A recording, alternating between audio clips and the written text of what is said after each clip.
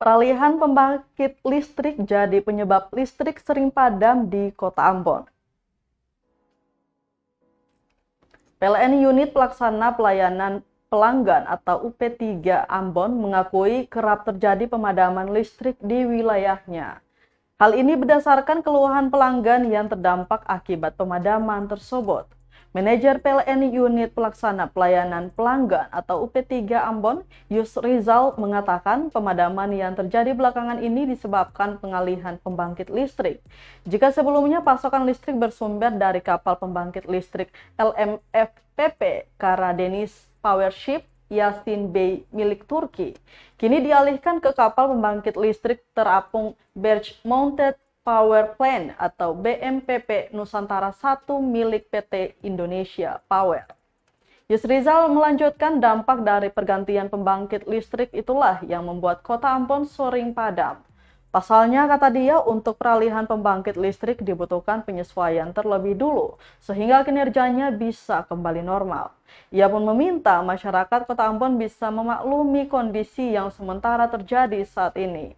Meski begitu, ia mengaku akan tetap memberikan pelayanan yang terbaik bagi pelanggan PLN yang ada di Kota Ambon. Salah satunya adalah kesiapan kita dalam Ramadan ini. Nah, memang ada kita masa peralihan pembangkit Turki digantikan dengan BMPP Nusantara 1 yang dari kerjasama dengan anak perusahaan PLN, Indonesia Power dengan PT PAL. Nah, ini tentu saja peralihan ini dari sistem yang lama ke sistem baru perlu penyesuaian. Dan ini perlu waktu. Bisa saja terjadi kemungkinan terdampak oleh misalnya adanya yang belum sinkron, maka dia terpaksa harus keluar, ada sebagian yang padam. Nah, ini kita sampaikan, kami secara korporat tidak mau ada satupun pelanggan yang padam, tetapi sehingga kami akan mengupayakan sebaik mungkin untuk tidak padam.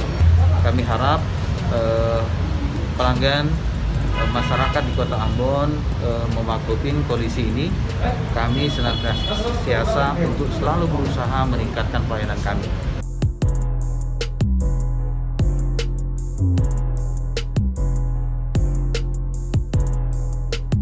Terima kasih sudah nonton. Jangan lupa like, subscribe, dan share ya.